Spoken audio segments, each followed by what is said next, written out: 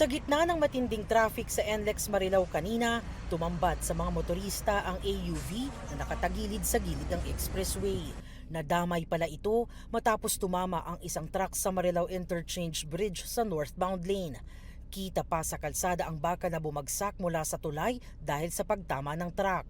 Sa inisyal na investigasyon ng Marilao Police, sa may Kawayan exit dumaan ang truck para umikot pabalik sa Malabon. Pagdating nito sa Marilao, doon na nga tumama sa tulay. Nakasalukuyang kinukumpuni mula sa pagkakasira sa katulad na aksidente nito lamang Marso.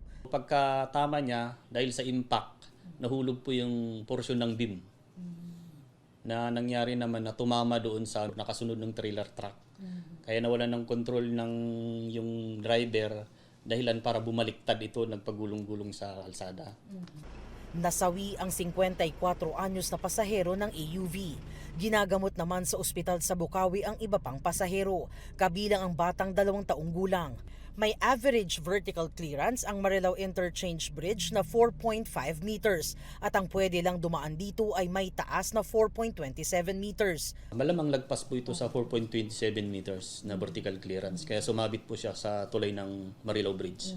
Ayon sa driver ng truck, hindi niya alam na sasabit ang container na kanyang dala sa tulay. Araw-araw naman daw kasi siyang dumaraan doon mula May Kawayan pabalik ng Malabon. Pero nagpalit daw siya ng chassis na ginamit ngayong araw at hindi niya ito nasukat. Yung chassis na yan, hindi ko po yung sarili. Bali, ibang chassis ang gamit ko ngayon eh. Kaya po siguro na inabot po yun. Mabito. Hindi niyo po na-check? Tumaas po. Nasa kustodiya na ng Marilao Police ang driver ng truck na mahaharap sa reklamong reckless imprudence resulting in homicide and serious physical injury at damage to property. Ganoon po yung kagustuhan yun eh. Silente po yun eh.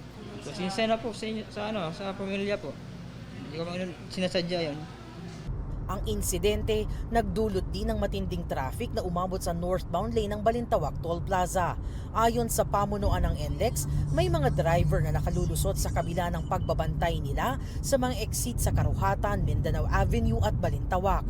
Tulad daw nito na sa May Kawayan dumaan.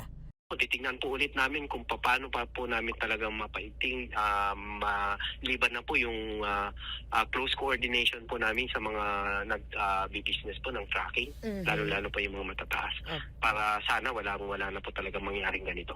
Naglagay na rin daw sila ng mga metal gantry para kapag tumama rito dapat hindi natutuloy ang mga truck. Pero may mangilan-ngilan daw na sa kabila nito tuloy pa rin sa biyahe. Titingnan din po namin kung ano pa po yung magiging enhancement dun sa mga metal gantries po natin.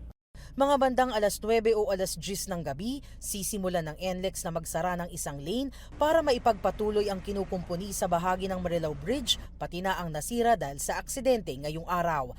Para sa GMA Integrated News, ako si Jamie Santos, ang inyong saksi.